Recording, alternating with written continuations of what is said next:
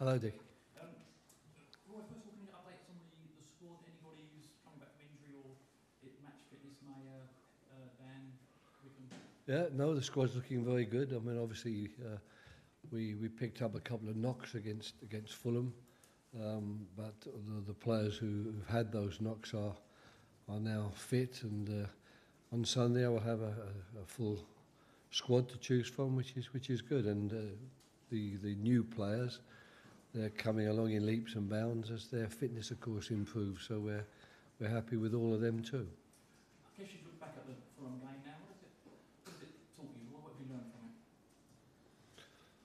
Well, the most important thing about the game for us, of course, was the 3 points. I thought it was a very good game of football. I thought Fulham played well, but luckily we were able to deal with the threat that they posed, and they do pose a threat, and take our goal chances. So it was a good victory for us, and I thought it was a marvellous occasion, in particular for myself and for Ray Lewington, who've obviously got a history with Fulham Football Club. It was a really, really good occasion, but it was an excellent start to the season in terms of the atmosphere and the quality of the football. And for us, of course, we hit the jackpot because we got the 3 points. The big news this week has been Wilfried Zaha extending his contract. What does it mean for the side, for yourself? Well, first of all, it means that any speculation about him leaving us is quashed. I think it's very, very good that a player of his ability has committed his long-term future to the club. We think very, very highly of him, both as a person and as a player. I think he's got even a sort of talismanic quality when it comes to being from this part of the world and from starting his career at Crystal Palace Football Club. I think all of those things need to be factored in, and we're obviously delighted that he's decided now that this is where he wants to be, because when you sign a contract of that length and that magnitude, it means that that's where you intend to be for the coming years, and it gives the chairman and Doug Friedman a chance also to do some very serious planning around players in the future, and he's a player, of course, we would like to plan around. Sounds an obvious question.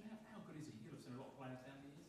How highly do you rate him? Oh, he's very, very good. I mean, all players have got qualities, of course, and there aren't many players that you could say literally can do every single thing and score top marks in every aspect of the game, but he scores top marks in so many aspects of the game. And when it comes to dribbling and manipulating the ball and going past opponents, then I put him up there with the very best. What do you make of Liverpool and what you've seen of them so far, Roy? Very good. I mean, of course, like most people, I saw some of their international champions games, but you can't really judge on those because you don't know who's going to be starting the season. But of course I watched the game against West Ham, and they were very, very impressive that day. Basically as impressive as I expected them to be, because they've got stronger and stronger through the seasons, and I think it is Jurgen Klopp's third full season, am I right in saying that? And of course those seasons give you transfer windows, and I think in each of the transfer windows, Liverpool have been steadily improving on the players they have. But more importantly, perhaps they've been improving the players that are already there and keeping those players, which is, if you've got good players at your club, keeping them is also a difficult task. And I'm sure Liverpool will say, we know that because we've lost the likes of Suarez and Coutinho. It'll be a big night here at Selhurst Park under the floodlights. Do you do anything special to try and cope with that attacking threat, or are you looking to how you can impose your will on them? Well, a bit of both, really. Of course, you look at the attacking threat they pose, and you think and you work on the training field at trying to make certain the players know where that threat's coming from and what they might be able to do tactically and positionally to nullify it to some extent. When I say nullify it, you're not going to stop it completely, because we're talking about players of the highest possible class, but we know the way they play and where their strengths lie, but knowing that and stopping it are, of course, two different things. And then there is the element too that we are playing at home, and we think we have threats of our own. We think we have the ability to cause teams a problem when we have the ball, so we haven't been nonchalant about that side. It's in no way going to be a case of us just accepting that we can't beat them, so therefore we'll just try to defend against them. We'll treat it in the same way as we treat the Fulham game. We'll try to defend well when we don't have the ball, and when we've got it, we'll try and use the gifts that we have in forward positions, because we've got some players up there that all teams will be concerned about. Can you tell us a little bit about Benteke? He played last season in press, but he's caught the eye a lot, especially in the opening game, his assists and his performance. Yeah, he was very good in pre-season. His opening game was excellent, and we believe strongly in him. Myself and the coaching staff, we think he's got the qualities needed to become a top right back.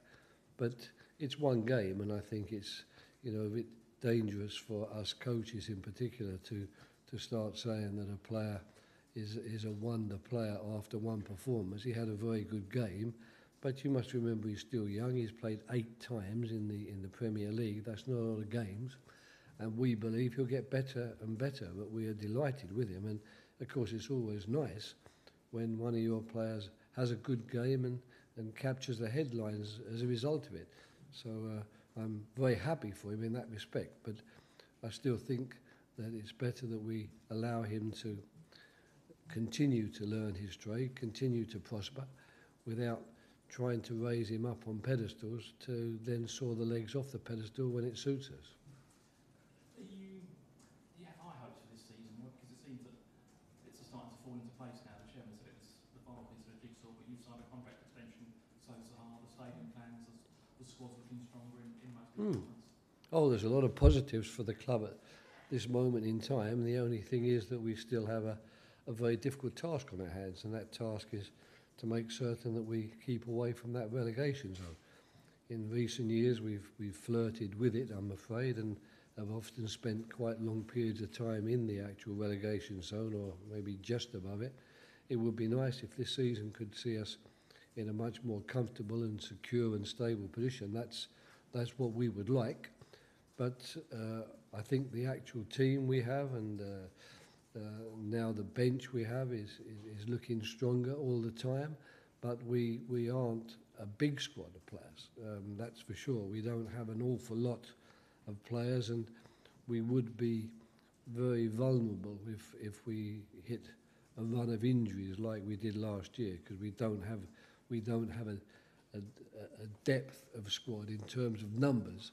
But I do think this year we have a better depth of squad in terms of the players available to me to compete for places in the team and be on the bench and keep the guys who maybe have got the shirt at the moment honest and hard working, because they know if we aren't, and if our standards drop, there are people here who come in and take our place. And how was this morning? What was it like training in front of the fans and signing some autographs? Yeah, it's good. I mean, I think these are things that all clubs do these days, and the national team did it as well, of course, and I think that's something which is something that should be done without doubt. It is the type of thing that clubs need to do for their fans, to make certain they get a bit closer to the players from time to time, and these summer periods when the children are off school is the ideal opportunity. So I was pleased with today. I thought it was very well organised. The crowd were very enthusiastic but extremely well behaved as well, so it didn't affect the type of session I wanted to do. So all in all, it's been a good day, and we were just extremely fortunate that we chose Friday and not Thursday to do it, because it would have been a bit miserable for them yesterday in the monsoon rain that we trained in. Thank you. Emma from BBC. Well, Emma. Okay. Get there slowly, passing the baton.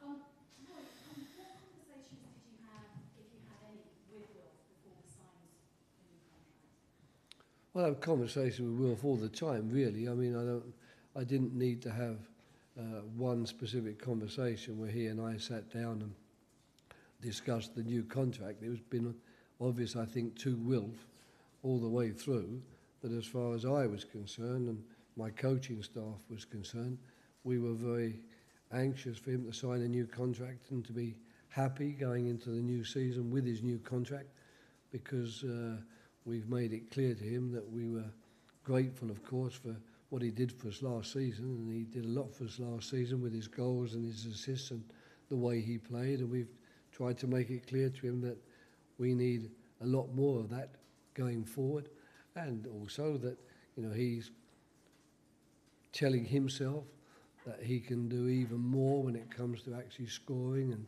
assisting with our goal record this season, and we encourage him, of course, in that regard as well. But the major conversations with regard to his contract have been carried out by Doug Freedman and Steve Parish himself. They're the ones who really have had the conversations, and probably also conversations about the very long-term future of the club.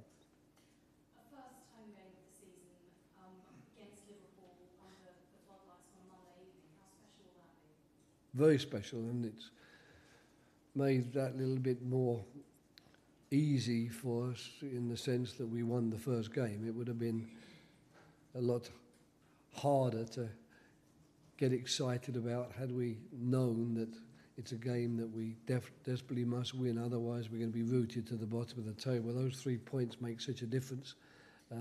We can now welcome Liverpool and what will be a very, very difficult task for us in terms of winning the game, but we can do it at least with the comfort of knowing that 3 points are already in the bag, and any points we get from this game will be seen by many people as a bonus, because these days the teams that are being put forward as the championship winners this year, when I say championship I mean the Premier League championship winners, they are normally expected to win every game, you know, home and away.